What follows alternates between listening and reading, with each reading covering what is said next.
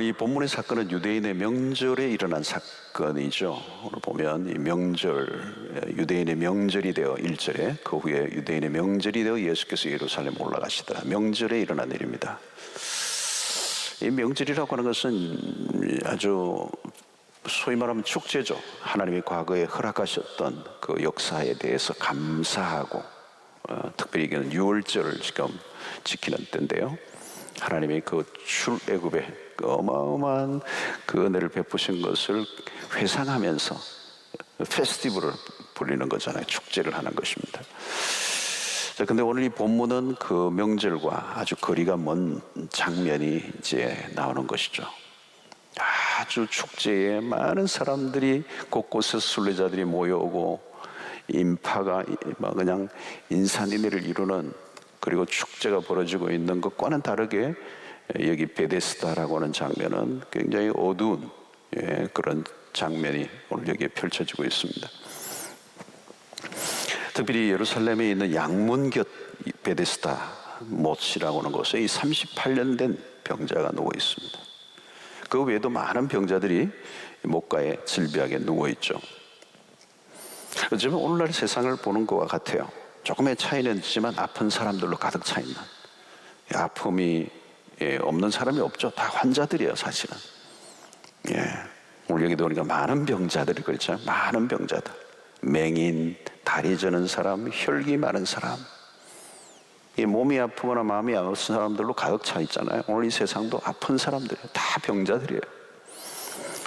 자, 여기 모인 이유는 내려주던 어떤 이야기 때문입니다. 천사가 가끔 내려와 물을 동하게 할 때 가장 먼저 들어간 사람이 병을 낫는다는 거, 병이 낫는다는 거. 사실 그건 전설이에요. 사실일지 아닐지 잘 몰라요. 근데 먼저 들어가는 사람이 낫는다. 먼저 뛰어갈 정도는 병자가 아니죠, 사실은. 근데 여기에 38년 된 병자가 나옵니다. 그 역시 누군가가 자신을 그 물에 동할 때에 넣어주기를 기다리는 사람이에요. 근데 그런 일이 일어나지 않았다는 거죠. 이 38년이라는 이 세월이 뭘 말해줍니까? 그런 일이 일어나지 않았다는 거죠. 일종의 희망을 품지만 그 희망에 고문을 당하는, 막연한 기대를 가지고 살아간다. 이 38년 된 병자라는 것에는 많은 메시지가 이제 들어있는 거죠.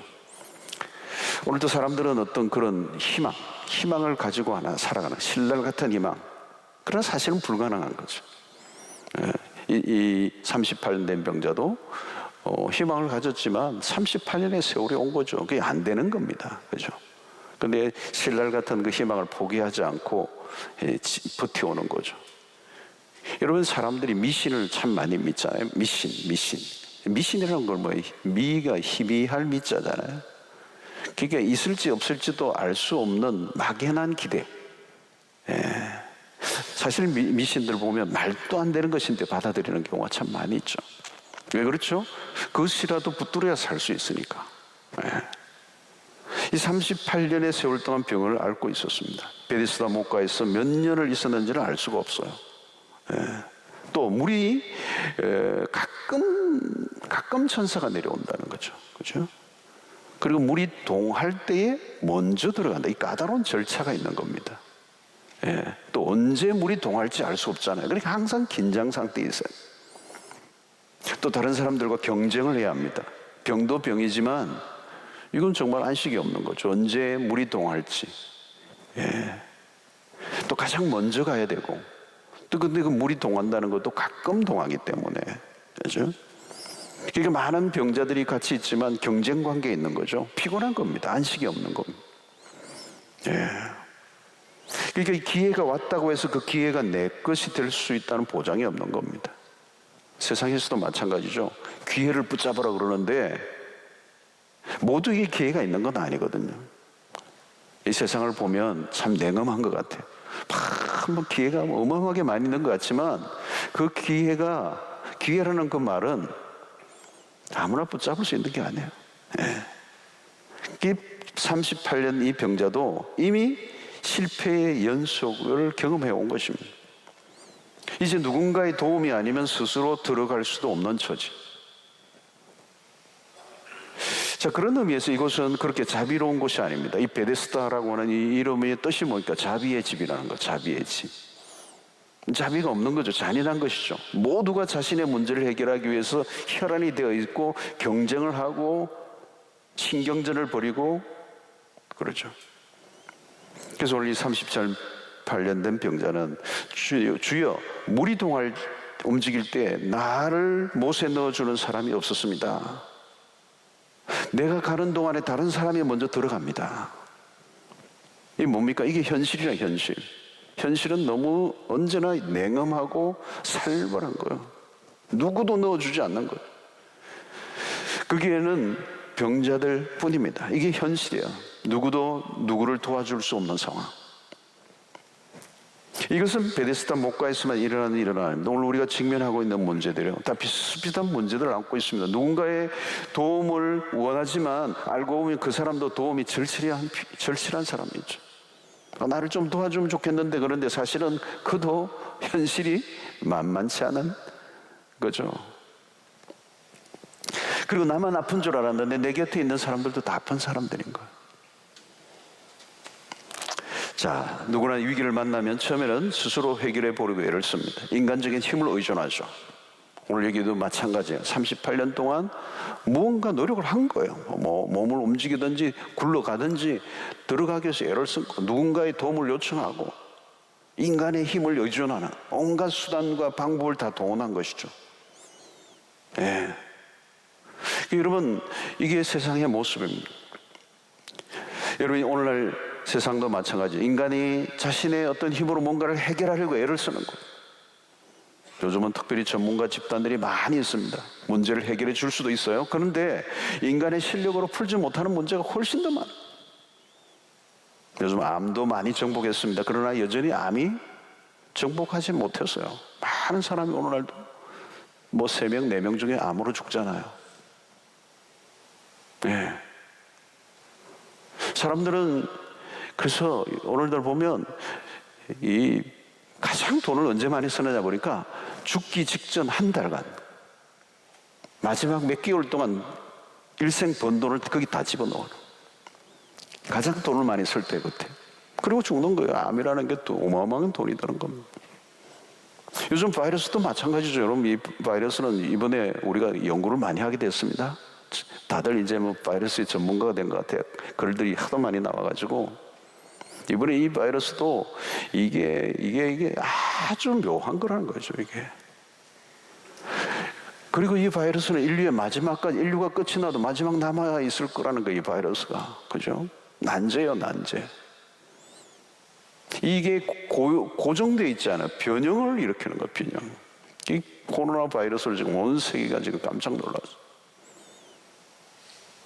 많은 사람들이 죽는 것을 지켜보기만 합니다. 미국이 저렇게 막 속수무책인 걸 보면 우리가 놀라요. 뉴욕에 그냥 막 시신들이 그냥 썩고 있고 다 처리를 못하고 백신을 개발했다고 그러는데 모르죠.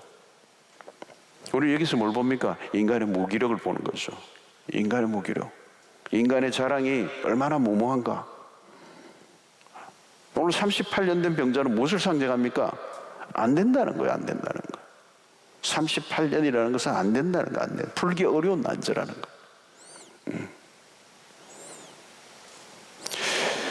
베데스다 목가에 와서도 마찬가지. 수많은 시도를 했지만 기회를 다 놓쳤어요. 이제 그의 고백 안에 무엇이 비치고 있습니까? 지금 이 사람의 대화 속에는 이제는 안 됩니다라고 하는 고백이 이 안에 들어있는 거죠. 그 말은 이것은 어떻게 보면 이 당시 유대 종교를 보여주는 겁니다. 유대교를 보여주는 겁니다. 예, 율법 아래서의 시도들이 얼마나 무능한가를 보여주는 거예요. 율법을 알지만 율법을 이룰 능력이 없는 거예요. 예수님의 시대의 유대인들의 모습입니다. 율법을 열심히 지키고 서로 경쟁하고 더 나은 자로 서고자 노력했지만 구원으로부터는 점점 멀어져가는. 38년 된 병자도 마찬가지죠. 물에 들어가면 낫는다는 걸 알고 있지만 들어갈 방법이 없어. 길은 찾았는데 그곳에 도달할 능력이 없는 겁니다. 문제는 이거죠. 머리로는 아는데 능력이 없는 거예요. 율법을 아는 것이 중요한 게 아니라 그렇게 살아낼 능력이 있어야 되는 거죠. 오늘도 사람들을 보면 너무 똑똑하죠. 그대로만 하면 세상이 달라질 것 같습니다. 근데 그렇게 살 능력이 없는 거예요. 자, 사람들의 초점은 먼저 물에 들어가는 것에 쏠려 있습니다. 먼저 들어가기만 하면 낫는다라고 하는 그 전설, 물에 먼저 들어가는 것에 모든 게 쏠려 있어요. 내가 무엇인가를 해야만 한다는 생각들이죠. 이게 율법주의예요. 그것에 몰두하면 할수록 불가능하다는 것을 확인하게 됩니다. 그래서 오늘 9절에 보면 이 날은 안식일이라, 안식일이라는 거죠. 10절 위에도 보면 안식일에 자기를 들고 가는 것이 옳지 않다는 주장하는 사람들, 16절에도 안식일에 이런 일을 한다고 유대인들이 핍박을 해요. 이 안식일이라는 개념이 지금 나오고 있는 겁니다. 이게 여러분 신앙의 싸움은 누가 먼저 어디에 빨리 들어가느냐의 문제가 아니라는 거예요. 누가 더 잘나고 못나고의 비교가 되어서도 안 되는 거예요. 이 베데스다에 못 가는 모두가 다 절망하는 자리, 우리의 힘과 노력으로는 안 되구나라고 하는 걸 깨닫는 자리. 사랑하는 성도 여러분, 은혜가 시작되는 곳이 어딘지 아십니까? 바로 이런 절망의 상태의 자리, 절망의 자리. 나는 아무것도 할 수 없습니다. 인간의 편에서 할 수 있는 일이 아무것도 없을 때, 바로 이때가 하나님의 은혜가 임할 수 있는 때죠. 지금 38일이라는 세월 동안에 이 병자는 충분히 이제는 내 방법과 수단과 나의 어떤 것으로도 해결할 수 없다는 사실을 인정하기에 충분한 시간이에요. 바로 이때가 은혜가 임하는 순간이에요. 근데 여러분, 인간은 좀처럼 항복하지 않아요. 왜요? 자존심 때문에. 우리는 내가 쓸 카드가 있을 때까지는 항복하지 않아요. 하나님에게 항복하지 않아요. 이 자존심이 얼마나 강한지 모릅니다. 우리 아이들도 보면은 이 자존심이 아주 진짜 어릴 때부터 이 자존심이 탁 길러지는 것 같아요. 이게 죄성이 가득한 자존심이에요. 이 자존심이 문제예요. 잘못했습니다. 항복하면 그냥 깨끗이 해결되는데 끝까지 버티다가 막 실컷 얻어맞고 나중에 막 빌죠. 인간의 죄성이에요. 도무지 불가능한 상황에도 폼을 잡는 거예요. 저는 보니까요, 죽을 병에 걸렸는데도 마지막까지 자존심 딱 안 꺾는 분들이 있더라고요. 저 정도면 자존심 내려놔야 되는데 안 내려놓는 거야. 사업 막 다 망했거든요. 거의 이제 파산해요. 근데도 자존심이 있더라고. 와, 항복해야 되거든요. 항복해야 되는데 항복 안 하는 거예요. 여러분, 인간이 행복하는데 시간이 많이 걸려요. 어떤 사람은 한평생. 이 항복의 상태를 가장 잘 보여주는 것이 사실 예수님의 팔복 가운데 산상수훈의 팔복이에요. 팔복. 심령이 가난한 자는 복이 있나니 천국이 그들의 것입니다. 여러분, 심령이 가난하다라고 하는 상태예요. 가난하다 상태. 이건 완전히 밑바닥, 파산 상태, 뱅크럽이 난 거. 붙들게 아무것도 없는, 완전히 바닥을 끓는, 마치 죽은 자와 같은, 내가 자랑하고 의지할 게 아무것도 없는 상태. 이것을 인정하는 것이죠.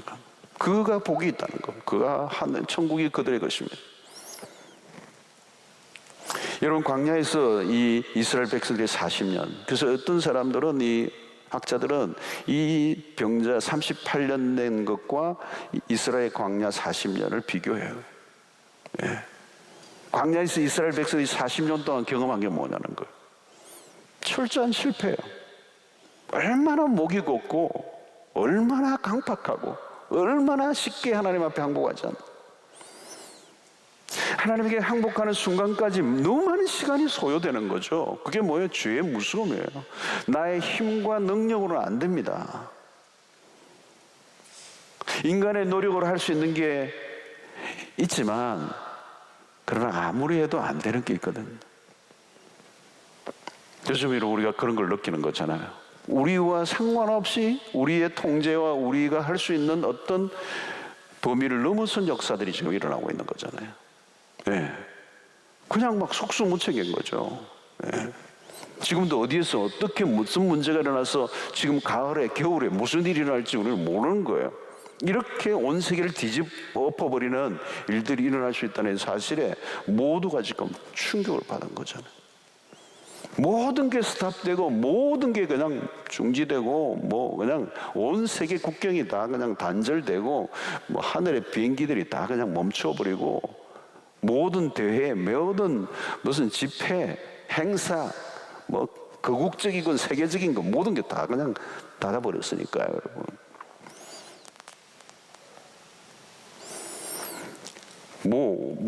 할 수 있는 게 없어요, 지금. 어떻게 보면. 상당한 기간 동안에.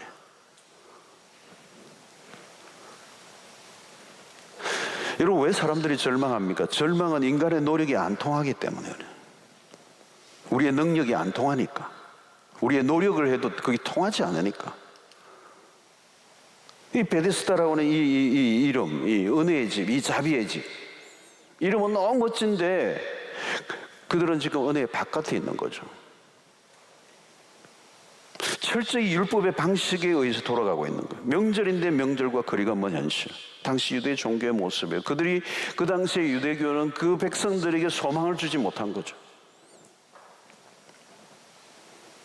다양한 활동들은 있지만 참된 기쁨이 없어요.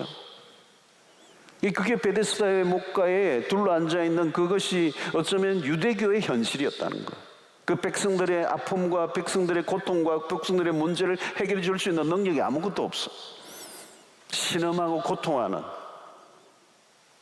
페스티벌이 열리고 유월절은 열리고 의식과 종교적인 모든 활동들은 일어나지만 정작 베데스다 목가에는 절망이 가득한, 거기는 자비와 그런 하나님의 은혜와는 전혀 상관이 없는, 그래서 38년 된 이 병자의 모습과 그들의 모습은 베데스다 목가는 당시 유대교의 무기력을 보여줘요. 그런 순간에 바로 주님이 이곳에 찾아오신 거예요. 어느 날 주님이 찾아오신 거예요. 왜 찾아오셨는지 그건 설명이 없어요. 왜 주님이 베데스다의 목가에 지금 이곳에 찾아와 38년 된 병자를 만나주시고 치유하셨는지는 모르지만 중요한 것은 다 설명이 없어요. 근데 중요한 것은 주님이 이곳에 찾아오셨다는 거예요. 여러분, 하나님의 은혜가 그런 거예요. 하나님의 은혜는 뭔지 아십니까? 하나님의 은혜는 설명이 안 됨. suddenly, 갑자기 어느 순간에 주님이 이곳에 오신 거예요. 자, 오늘 여기 보여주는 것은 뭡니까? 그 당시에 유월절의 절기가 명절이 아니고 그리스도가 오시면 명절이 되는 거예요. 그리스도가 오셔야 여기에 축제가 시작이 되는 거예요. 여러분, 세상에 많은 것들이 있지만 진정으로 우리가 즐거워할 수 있는 것은 그리스도 때문에, 그리스도가 찾아오셔야 된다는 거예요. 성경을 통해서 우리가 처음 알게 된 것은 뭡니까? 이 성경 전체에서 우리가 말씀해 주는 핵심적인 토픽은 grace, 은혜예요. 하나님의 은혜. 그래서 창세기부터 요한계시록까지 선명하게 흐르는 거대한 강이 뭡니까? 은혜의 강이, 은혜의 강. 우리 여기 은혜의 홀이요, 은혜의 홀. 은혜. 우리는 은혜로 삽니다. 은혜 아니면 살아갈 수 없고, 지금도 여러분 세상은 냉엄하죠. 그렇죠? 불확실한 미래에 막연한 기대를 가지고 살아가는, 가끔 천사가 내려와 물이 통할 때 가장 먼저 들어가는 사람, 뭔가 답을 얻어내려고 애를 쓰는, 힘을 쓰는, 자신의 문제를 해결하기 위해서. 그런데 38년이라는 세월 동안 그것은 이루어지지 않았어. 그것은 신화예요. 미신에 불과한 거. 불가능한 일이에요.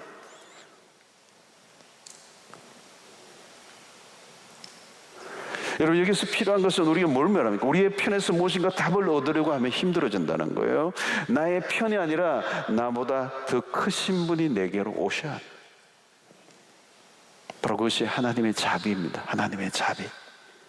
베데스다, 그 이름처럼 하나님이 긍휼히 여겨주셔야 한다는 거예요. 하나님의 은총은 38년 동안 한 번의 기회도 얻지 못하고 죽어가던 사람에게 임했습니다. 소외당하며 철저히 배제되어 왔던 사람에게 하나님의 은혜가 임한 거죠. 여러분, 자비의 집이라는 어떤 특정한 장소가 아닙니다. 그리스도가 오시면 그곳이 베데스다가 됩니다. 자, 오늘 6절에 보면 예수께서 그 누운 것을 보시고 병이 벌써 오랜 줄 아시고 이르시되 내가 낫고자 하느냐? 내가 낫고자 하느냐? 당연한 질문이죠. 물어볼 필요가 없는 질문입니다. 주님이 질문하신 의도는 무엇입니까? 주님은 38년 된 병자의 마음을 꿰뚫어 보고 계십니다. 그 누운 것을 보시고 병이 벌써 오랜 줄 아셨어요. 38년을 앓는 동안 38년 동안 누워 있었다면 몸만 망가진 게 아니에요. 마음도 망가져 있는 것입니다. 어쩌면 몸보다 마음이 더 망가져 있을 가능성이 높아요. 주님이 그에게 말씀하여 내가 낫고자 하느냐? 그 질문에는 아직도 낫고자 하는 열망을 너가 가지고 있느냐? 주님은 몸을 회복시키기 이전에 마음의 상태를 진단하고 계십니다. 참 마음이 중요해요. 마음. 주님은 언제나 마음을 먼저 들여다보고 계시는 거죠. 마음이 병든 거죠. 마음이 병들어 있으면 몸이 나아도 정상적으로 살아갈 수가 없어. 요즘 여러분 마음이 병든 자들이 너무 많아요. 그렇죠? 몸은 멀쩡한데 마음이 병들어요. 다 망가져 있어요. 망가져 있어. 주님의 질문의 의도는 분명합니다. 너가 진정으로 병이 낫기를 원하는가? 많은 교회는 실패를 오래 하다 보면 실패 의식에 빠져 있죠. 사로잡혀 있어요. 자포자기. 네. 이 38년 된 병자는 충분히 그럴 만한 상태예요. 주님은 그냥 물을 필요 없이 낫게 하실 수도 있습니다. 예. 근데 38년 동안 누워있다 보면 체질화되고 습관화되어 있는, 여러분, 죽을 것 같은 환경이라도요, 세월이 흐르면요, 그걸 운명처럼 받아들여요. 와, 잘 적응해요. 고통도 적응해요. 실패도 적응하고요. 무기력증에 적응을 해요. 그걸 뭐라고 해요? 학습된 무기력증이라고 그러잖아요. 참 무서운 겁니다. 무서운 거예요. 주님은 그 사람의 마음속에 낫기를 너가 원하느냐? 아무리 지금 오래되었다 할지라도 너가 낫고자 하느냐? 주님은 그에게 어떤 믿음을 불어넣기를 원하시죠.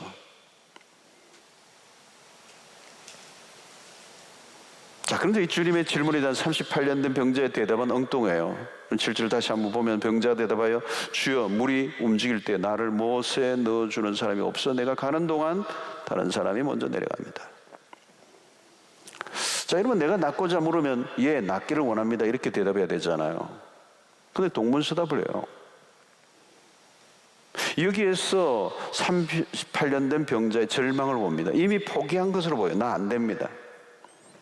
수많은 실패를 통해 이미 결론을 가지고 있어. 참 이게 무서운 겁니다. 7절 주여, 물이 움직일 때, 그렇죠? 물이 움직일 때 잘못된 신화에 사로잡혀 있어.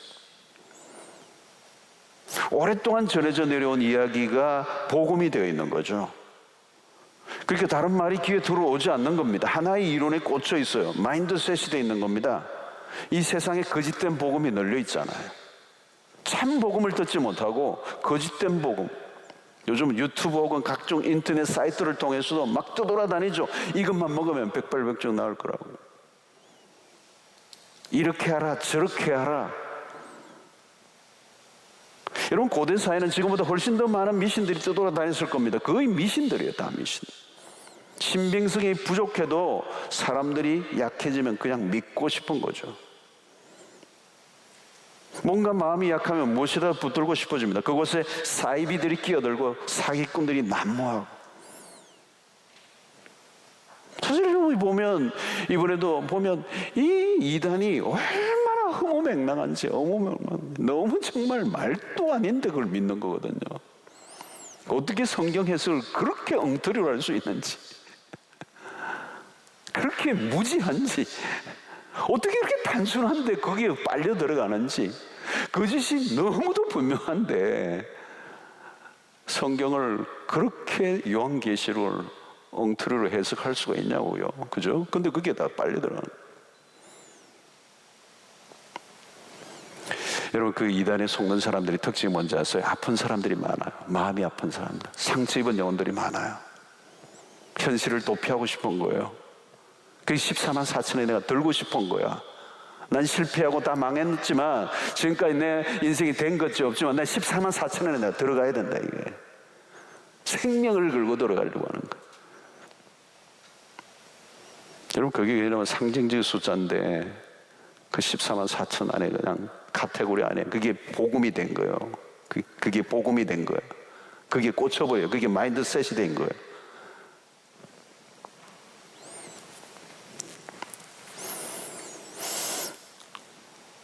그럴수록 문제 해결은 점점 더 멀어져 가는 거죠.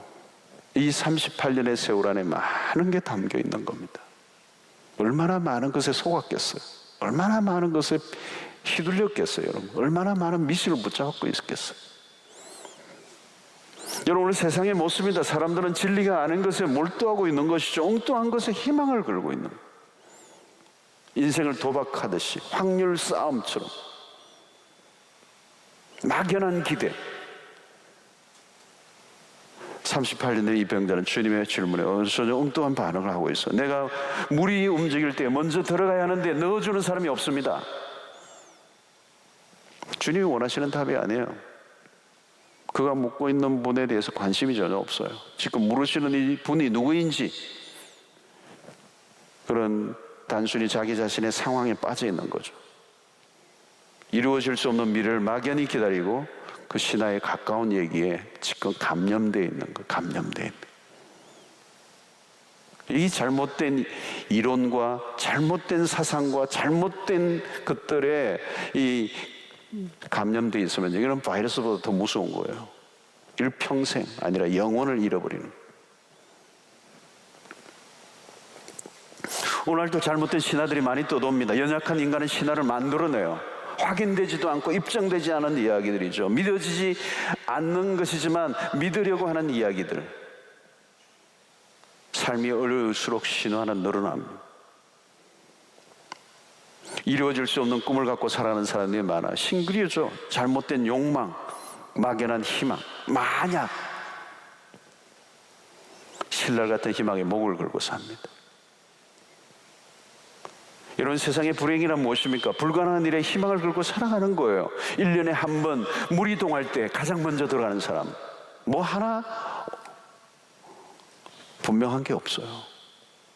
그 조건들을 보면 금방 답이 나오잖아요. 안 된다는 거잖아요. 38년이라는 시간이 그걸 의미하는 겁니다. 조금도 나아지지 않는 현실.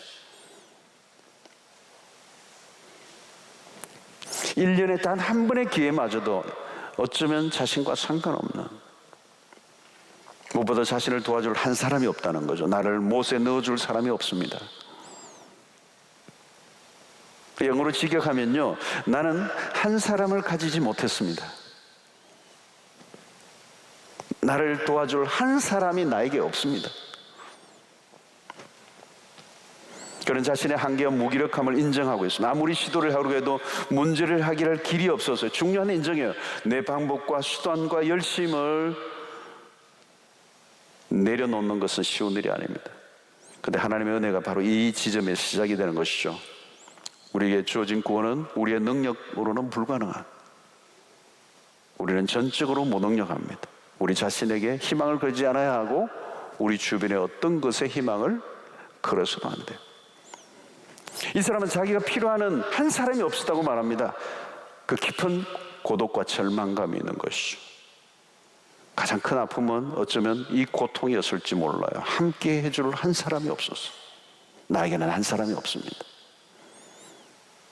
여러분, 지금 명절 아닙니까? 사람들로 북적이는 축제의 자리예요. 인파들이 넘쳐나요. 그러나 베데스다 못에는 이 정막이 돌아요. 그렇죠? 여러분, 현대인의 고통도 바로 여기에 있어요. 다 갖추고 있는데 진정으로 내 아픔에 함께 해줄 한 사람이 없어. 속 깊은 마음을 나눌 사람이 없어. 내가 정말 힘들 때 도와줄 한 사람이 없어. 이 절대 고독에 외로움에 다 떨고 있는 거죠. 여러분들은 어떻습니까? 우리도 마찬가지요. 나를 진정으로 도와줄 한 사람이 있습니까? 정말 그 한 사람이 나에게 도움이 될 수 있을까요? 내 인생의 가장 절박한 문제를 해결하는데 그 사람이 도움이 될까요? 내가 도움이 될 것 같은 그 사람이 과연 도움이 될 수 있는 사람일까요? 없어요. 오늘 38년 된 병자는 그 고백을 하는 거죠. 그런데 어느 날 누가 찾아오셨습니까? 바로 예수 그리스도. 그분이 이 병자에게 찾아오셨어요. 우리 고통 속에 다가오시는 한 분, 이 절대 고독 속에 밀고 들어오셔서 만나주시는 한 분. 여러분, 평소에 우리는 나에게 어려움이 닥치면 나를 도와줄 사람이 많은 것처럼 여길 줄 몰라요. 아니에요, 여러분. 없어요. 온갖 연주를 다 자랑해도요, 정말 내 인생의 어려운 문제를 만나면요, nobody, 없어요. 뭐 얼마의 돈을 좀 줄지는 모르겠어요. 그런 것이 우리 인생에 도움이 되는 거 아니에요. 인생의 절체절명의 순간이 오면요, 도울 사람이 없는 거예요.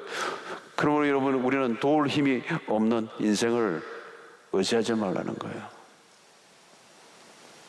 우리가 절대적으로 도움이 되실 분은 오직 한 분밖에 없어요. 예수 그리스도.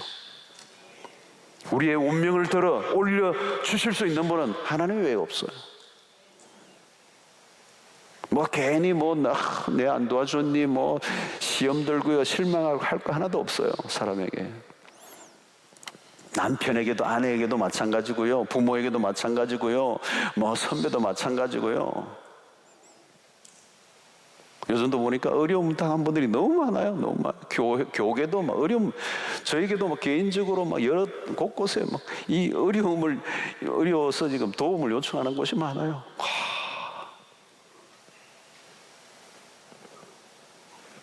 어떻게 다 도와줄 수가 있겠어요, 여러분? 우리 인간은 우리가 의지할 수 있는 존재가 아니야. 오늘 여기 내가 낫고자 하느냐, 이 질문에는 38년이 된 병자의 눈을 뜨게 하시려는 의도가 있는 거죠. 너가 진정으로 낫고자 한다면 너가 어떤 방법을 찾는 게 아니라 나를 바라봐라. 세상의 방법을 찾지 마라.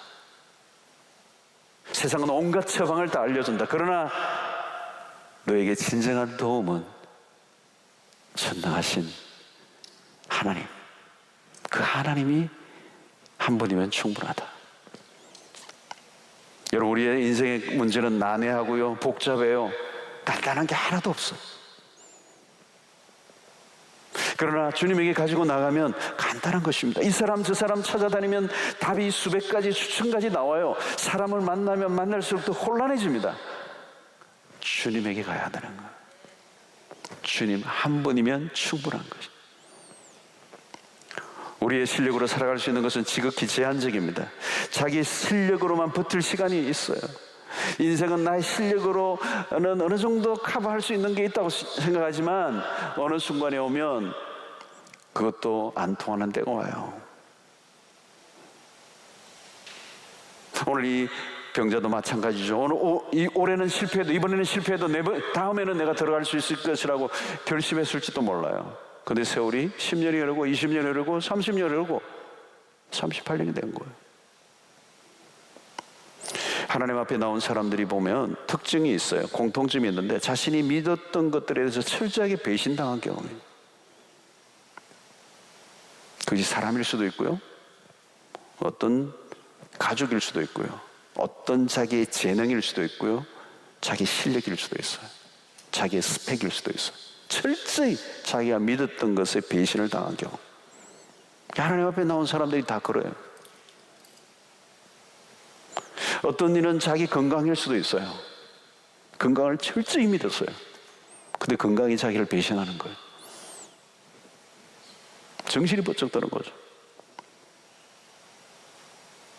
오늘 8절에 보니까 예수께서 이르시되 얼마나 일어나 내 자리를 들고 걸어가라 하시니 38년 동안 깔아뭉갠 그 자리를 들고 일어나는 것. 주님에게는 복잡하지 않아요. 38년의 세월 동안 꼼짝 하지 않았던 그 문제가 한순간에 해결되는 장면이에요. 주님이 한 말씀 하시니까 그 말씀이 능력이 되어 창조의 역사가 일어난 것입니다. 오늘 9절에 보면 그 사람이 곧 나아가서 자리를 들고 걸어가니라. 이날은 안식일이니. 멋있는 거죠, 여러분. 이게 안식일에 일어날 역사인데 유대인들은 이것을 비난했죠. 규례를 지키지 않는다. 안식일의 규례를 깨었자고. 주님은 규칙을 지키러 오신 분이 아니에요. 생명을 일으키시기 위해서 오셨죠. 안식의 의미가 뭡니까? 회복과 자유를 누리는 거예요. 생명을 경험하는 날이 안식일이에요. 네. 우리 옛날에 이 주일 성수 개념을 우리는 잘못 오해했어요. 막 그냥 문자적으로 뭘 하지 않는 것에 막 뭐 사먹지 마라, 뭘 하지 마라. 이게 율법주의적이에요. 율법주의죠. 물론 잘 지키기 위해서 지켜야 될 것들이 있지만 정말 거의 뭐 하지 말라, 뭐 공부하지 마라, 뭐 하지 마라. 그러니까 하지 마라 다 모아보니까 가만히 있어라 이 말이다. 움직이지 말고 그냥 집에서 밥도 먹지 말고 하루 종일 가만히 있으라는 거 똑같아. 예배만 딱 드리고 뭘 해라는 게 없었어요. 생명을 살리는. 예. 여러분, 신약의 개념의 주일은 뭘까요? 부활을 경험하는 날이잖아요. 부활을 경험하는 날. 38년 된 질병에 묶여 살아온 그에게 자유가 선포되는, 그동안 그런 자유가 없었어요. 베데스다 목가에 묶여 있었던 자란 말이죠. 질병에 묶여 있고 관계에 묶여 있고 그런 어떤 방법에 묶여 있었던 거죠. 평안할 날이 없어서 경쟁하고 먼저 들어가려고 하고 안식이 없었고 피곤한 하루하루를 살아왔어. 그런데 오늘 주님이 그에게 자유를 선포하신 거죠. 38년 된 병자, 이 베데스다 목가의 이 시도는 실패로 점철된 인생에서 그 정도 실패했으면 결론이 났습니다. 그런데 그를 이제 자유케 하시는 거예요. 이스라엘이 광야 40년과도 같아요. 철저히 실패했습니다. 가나안은 그림의 떡이었습니다. 광야를 돌고 돌다가 길을 잃어버리고 광야는 점점 가나안으로부터 멀어졌고, 그리고 광야에서 맴돌다가 죽고 말았습니다. 우리는 38년 된 이 병자를 통하여 광야 이스라엘 백성들을 보는 거죠. 핵심의 메시지는 뭘까요? 인간의 실패로 모든 것이 끝나지 않는다는 거예요. 나의 실패로 결론이 난다면 소망이 없죠. 슬픈 역사로 결론 날 겁니다. 그러나 안 해요. 인간은 여전히 실패하지만 주님이 찾아오시면 달라진다는 거예요. 하나님은 실패를 소재로 삼으셔서 당신의 역사를 쓰신다. 우리가 아무리 망가져도 하나님에게는 상관없어요. 1년 된 병자나 38년 된 병자나 차이가 없어요. 그래서 하나님의 은혜는 불시로 저항할 수 없는 상태로 다가오신다는 겁니다. 주님으로부터 베푸시는 그 은혜는 일방적이고 조건 없이 부어주시는 은혜. 그래서 어떤 조건과 한계를 뛰어넘어 뚫고 들어오시는 거죠. 그 하나님의 은혜의 빛이 비추면 모든 게 바뀌어진다는 겁니다. 38년의 시간에 해결되지 않은 것이 한순간에 달라질 수 있다. 이게 오늘 우리의 주시는 메시지예요. 하나님의 손이 닿으면 시간이 걸리지 않는다.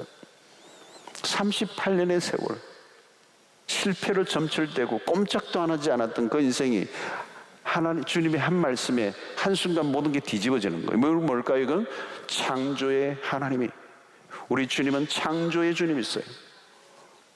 여러분, 6일 동안 일하시고 창조의 역사를 하시고 7일째 안식을 행하신 것과 똑같아요. 무질서 혼돈과 공으로 가득 차있던 세상을 주님의 말씀으로 인하여 보시기에 좋았더라고 만들었는, 바로 오늘 오늘 38년 동안 정말 무기력하게 완전히 절망 속에 있던 그 한 사람을 하나님이 재창조의 역사로 보시기에 좋았더라라고 하는 형상으로 바꿔놓으시는 장면. 여러분, 사람의 위로가 아니고 세상의 힘에 있는 것도 아니고 주님의 한 말씀, 이 자리를 들고 일어나라. 이 말은 새로운 시대가 왔다는 겁니다. 하나님의 나라가 이제 도래했다는 거죠. 여러분, 이미와 아직 사이에 이 개념을 우리가 많은 얘기를 듣습니다만 이제 하나님의 나라가 지금 도래했다는 거죠. 자리를 들고 일어나라. 38년 된 묵어있는, 꼼짝도 하지 않고 그냥 사로잡혀 얽매져 있던 불가능한 상태로 있었던 이 인생을 하나님의 한순간에 일으켜 놓으시는, 하나님의 나라가 이제 거대하게 일어나기 시작했다. 여러분, 이미와 아직의 사이에 이제는 다가올 그 하나님의 나라를 막연하게 기다리는 개념이 아닙니다. 이미와 아직의 이 개념 속에는 지금 현존하시는, 이미 임하신 하나님의 나라 안에서 우리가 어떻게 살아가야 할 것인가를 이 이미와 아직의 사이에서 우리가 경험해야 되는 거죠.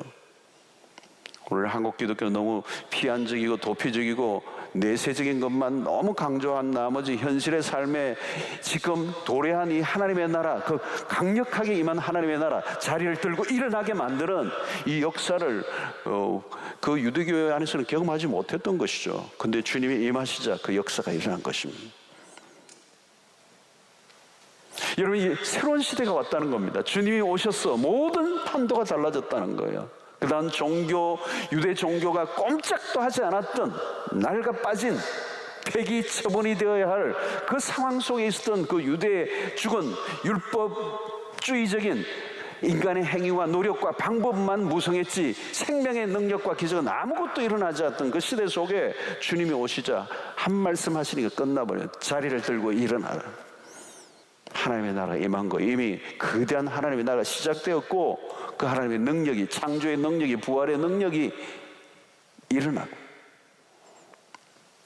여러분, 인간의 노력으로는요, 인간의 체조와 능력과 체조는 한계가 있어. 한계가 있어요. 늘 거기서 거기에요, 여러분.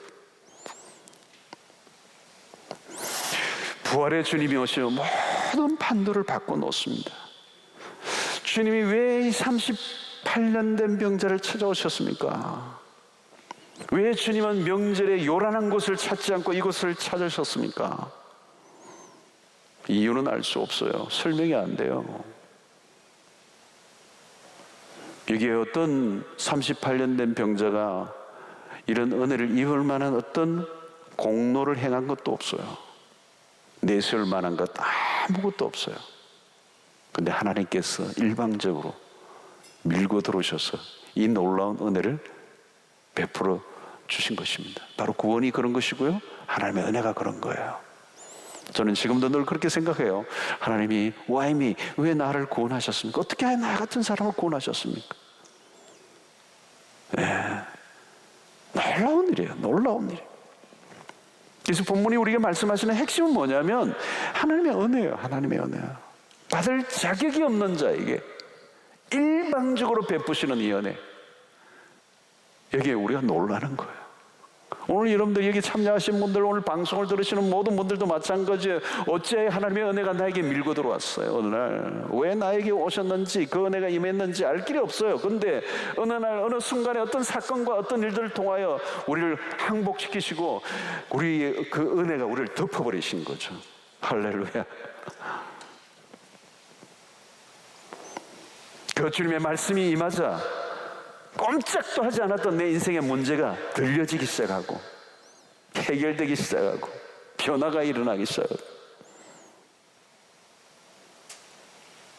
여러분, 이 안식일에 이 일을 행하신 것은 안식을 선포한 거. 이제 자리를 들고 일어나. 너 운명의 자리를 깔고 앉아서 자학하고 고통하며 살지 않고 이제 일어나. 자유해. 안식해. 여러분, 그렇습니다. 우리 주님이 오시기 전에는 우리에게 진정한 안식이 없어요. 어거스틴의 고백이죠, 여러분. 우리가 주님의 품에 안기기 전까지는 안식이 없었습니다. 문제 많은 이 세상 속에서 내가 헤어나올 길이 없었고, 오직 주님의 그 품 안에 안길 때 그때 비로소 나는 안식을 얻었습니다. 사랑하는 성도 여러분, 오늘 우리에게 필요한 것은 어떤 더 나은 조건이나 더 나은 방법이 아니에요. 우리에게 필요한 것은 주님의 은혜입니다. 하나님의 은혜를 베풀어 주시면 되는 거예요. 38년은 우리의 인생 전체를 상징하는 단어입니다. 한 인간의 운명이죠. 이스라엘의 광야 40년. 무엇을 내가 해야 낫는 게 아니에요. 내가 이전보다 더 많은 능력을 가져야 문제가 해결되는 게 아니에요. 오늘 이 안식일은, 안식일이라는 말은 하나님이 일하시고 안식을 선포하시는 날이에요. 우리가 무엇을 해야 하는 게 아니라 하나님이 일하셔야 한다는 거예요. 이게 중요한 거예요, 여러분. 안식은 우리가 얻을 수 있는 게 아니라 안식은 하나님이 주시는 거예요. 우리가 쟁취해내서 만들어내는 게 아니라 하나님이 허락하셔야 우리가 안식을 누릴 수 있는 거예요. 요즘도 이 코로나로 모든 게 멈춰 있고 우리 사역이 다 스탑이 돼 있으니까 가끔 어떤 데는 믿음이 떨어지면 이거 어떡하지? 한국교회 걱정도 되고 또 우리 교회 걱정도 되고 사역들이 걱정이 돼요. 내가 할 수 있는 일이 아니에요. 길이 막힐 때는요, 하나님이 새로운 일을 행하고 계세요. 새로운 길을 내실 거예요. 우리는 그분의 일하심을 보는 거죠. 우리가 막 하려고 그랬어요. 그죠? 이런 기간엔 너가 하려고 하지 마라. 내가 하는 걸 봐라. 말씀하시는 거예요. 그래서 우리가 기도하는 거죠. 우리가 38년 동안 이루지 못한 일을 우리 주님이 임하시면 될 줄로 믿습니다. 이게 은혜예요. 이게 은혜예요. 설명할 수 없는 거예요. 저는 사역을 하면서도 날마다 그걸 경험한 거예요. 은혜였어요. 꼼짝도 안 한 아주 그냥 아주 단단한 차돌 같은 변하지 않은 사람이에요. 50년, 60년 살아온 인생이 한 방에 그냥 말씀 한 방에 뒤집어지는 걸 보았어. 그게 은혜죠, 여러분. 그렇죠? 은혜죠. 여러분, 우리는 더 나은 방법을 찾아서는 안 돼요. 한 분 하나님을 우리 인생에 모셔드려야 돼요.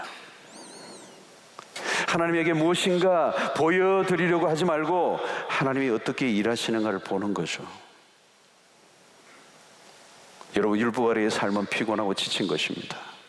내가 저 사람보다 경쟁해서 더 나은 어떤 우위에 서서 더 나은 결과를 얻어내려고 몸부림치는 삶. 내가 먼저 들어가야 돼.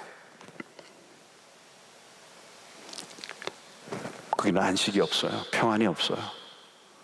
그리고 문제는 더 복잡해지는 것입니다.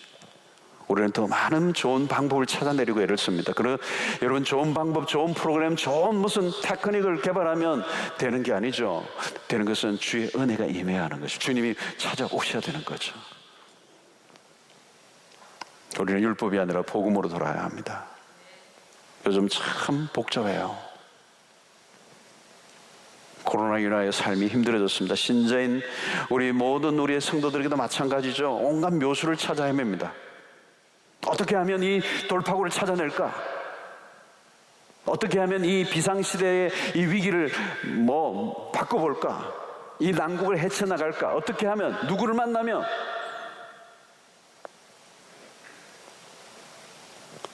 전문가를 찾아다니고 경험 많은 자를 찾아다니고 수없는 인터넷을 서칭을 하고, 여러분, 온갖 묘수를 찾아 다닌다고 되는 게 아니에요. 우리에게 필요한 것은 하나님의 은혜입니다. 거짓 희망에 속지 마십시오. 오늘 보십시오. 코로나로 인하여 우리의 모든 것을 한순간에 수포로 뒤로 돌아버리게 만들어. 거대한 경제적 공황도 올 수 있어. 무슨 일이 지금 닥칠지 우리는 예측을 못해요. 각자가 자기들의 말들을 내어놓지만 어디에 답이 있는지 우리는 알 길이 없어요. 이게 답일까요? 저게 답일까요? 없어요, 여러분. 답은 하나님이 가지고 계세요. 그분은 우리의 완전한 왕이세요. 그분은 영원한 통치자세요. 그분 우리의 하나님이 되십니다. 세상의 신화에 귀를 기울이지 말아야 돼요. 주님이 오늘 밤 우리에게 물으십니다. 너가 정말 낫기를 원하는가?